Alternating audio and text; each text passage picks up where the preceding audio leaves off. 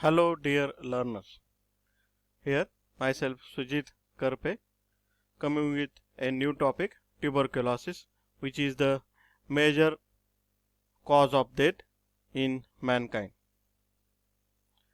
Learning outcome: after watching this video, learner will able to explain tuberculosis, identify mode of transmission and symptoms of tuberculosis, explain pathophysiology of tuberculosis, summarize different diagnostic tests for tuberculosis, describe dot therapy for treatment of tuberculosis. Tuberculosis, which is denoted as TB, and it is caused by acid fast bacilli Mycobacterium tuberculosis, and that most often affect the lungs part, but it can also affect to the other organs also. Tuberculosis is completely curable and preventable.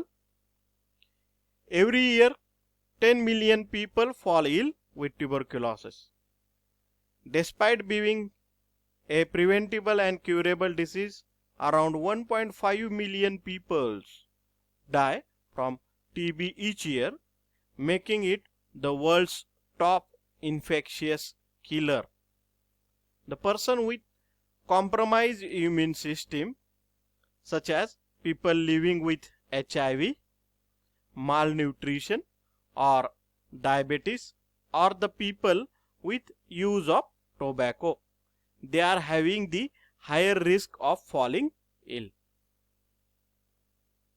TB is a leading cause of death of people with HIV and also a major contributor to antimicrobial resistance. About 1/4 of the world's population is estimated to be infected by TB bacteria, but out of that only the 5 to 15% of these people will fall ill with active TB cases, and the rest one, they are having only TB infection, which is called as latent TB infection, but they are not ill and cannot transmit the disease. Both this LTBI and active TB diseases that are curable using antibiotics. Mode of transmission. Now this tuberculosis is caused by a bacteria that spread through the air. So it is a airborne disease, just like a cold or flu. When someone who has this TB coughs, sneezes, talks, laughs or sings, tiny droplet that contain the germs are released. You can see here, this is the TB patient. When it will cough or sneeze, the tiny droplet will come out, and if that droplet will be breathed by a healthy individual, then that milk will transmit from TB patient to the healthy individual. But you can't get the disease from shaking hands with someone which is having TB and by sharing their food and drinks. Pathogenesis. Droplet nuclei containing the tubercular bacilli, they are inhaled, enter into the lung and go to the alveoli. You can see here, the healthy individual inhale that TB bacilli, that will go to the lung and that will go to the alveoli. You can see here, and there in the alveoli, the tubercular bacilli will multiply. You can see here the broad structure of this part, bronchioles. You can see these are the alveoli and these are the tubercular bacilli. Now these tubercular bacilli will develop here, they will divide here. A small number of tubercular bacilli that will enter the bloodstream and spread throughout the body. The tubercular bacilli may reach to any part of the body, including the area where TB disease is more likely to develop.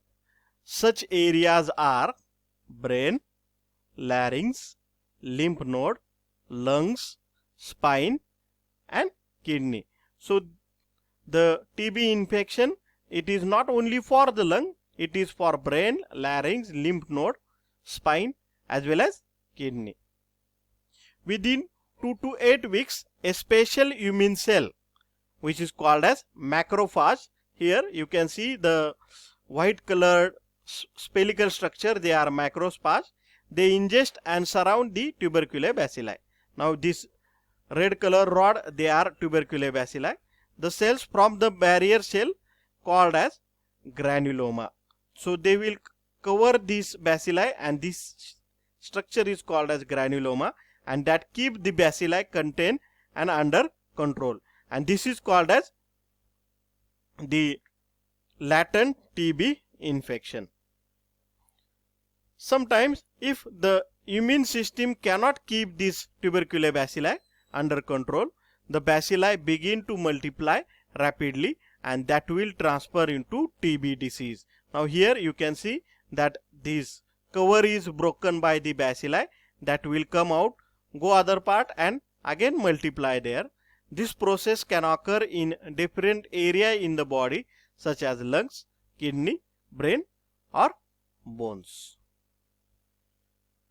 So latent tuberculosis infection, the person with this infection have the Mycobacterium tuberculosis in their body but do not have the TB disease, and they cannot spread the infection to the other people. The process of LTBI begins with the extracellular bacilli.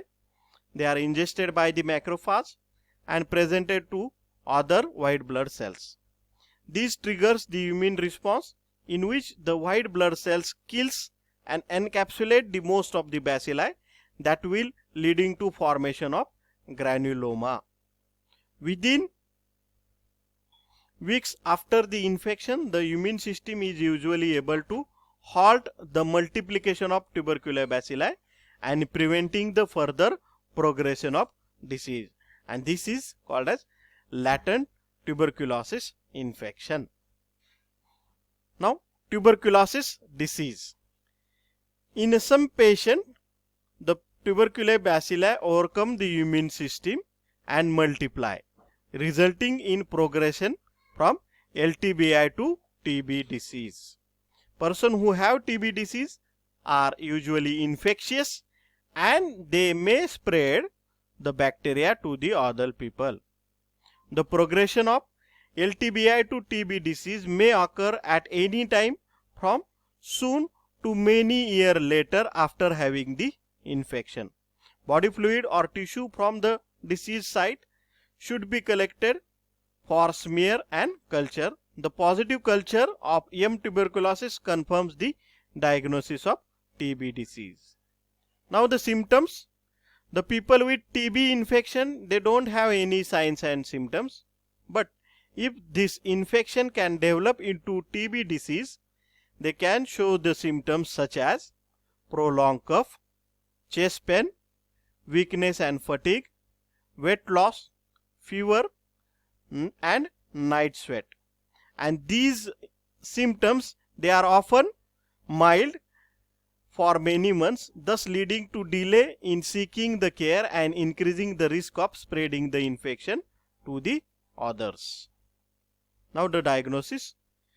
WHO recommends the rapid molecular diagnostic test as an initial test for people showing the signs and symptoms of TB. Now LTBI may be detected by using the tuberculin skin test or by interferon gamma release assay, IGRA assay. And TB disease, for that body fluid or tissue from the disease site should be collected for AFB smear and culture. The positive culture for Mycobacterium tuberculosis confirms the diagnosis of TB disease. Other than this, the other diagnostic tools are chest X-ray and CT scan. Now the treatment. Who recommends directly observed therapy, that is called as, or that is denoted as DOT therapy, and is used to ensure the person receive and takes all medication as prescribed and to monitor the response to the treatment. The DOT is widely used to manage tuberculosis disease worldwide. Now this DOT comprises of 5 essential components. First, political and administrative commitment. Now this deals with making the availability of financial resources which are necessary for success of the program. Good quality diagnosis. A good quality microscopy is essential for an accurate diagnosis of the patient. Good quality drugs. The component will ensure a compulsory and free availability of medicine to the patients. Fourth, directly observed treatment. Now this component is the core component of DOT. That will basically means that the patient takes the drugs directly in the presence of healthcare workers or other trained persons. Systematic monitoring and accountability. This component ensures the shifting of responsibility for cure from patient to the health system. Now this TB disease is completely curable.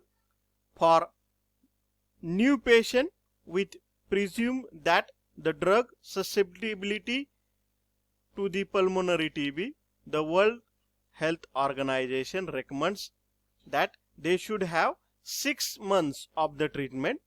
In that first 2 months intensive TB treatment phase, where you have to take 4 drugs: isoniazid, rifampicin, pyrazinamide and ethambutol. This is the intensive TB treatment for 2 months, which is followed by 4-month continuation treatment phase, which consists isoniazid and rifampicin. If the patient have been previously treated, it is essential that they have drug susceptibility test to find out if they have any drug resistance. If the bacteria that they are infected which are not resistant to the first line drug, then you can start with first line drug. But in some patient, the TB bacteria does not respond to the standard drug or first line agent. They are called as multi-drug resistance tuberculosis, that is MDR TB. And this MDR TB is also treatable and curable by using the second line drug such as ethinomide, cycloserine, kanamycin, etc. However, the second line treatment options are limited and they requires extensive chemotherapy for 2 years with the medicine that are expensive and toxic than first line agent. Now, in some cases, more severe drug resistance can develop, which is known as extensive drug resistance TB, XDR TB, and it is a more serious form of MDR TB caused by the bacteria that do not respond to most effective second line anti-TB drug, often leaving the patient without any further treatment option. The patient with XDR TB need to be put on a longer MDR TB regimen, to which one new drug is added, that is bedaquiline and delamanide. These 2 drugs can be used for XDR TB treatment. Again, the duration will be more than MDR TB, that is more than 2 years. So here I conclude the tuberculosis. If you have any query, please feel free to ask me. Thank you very much.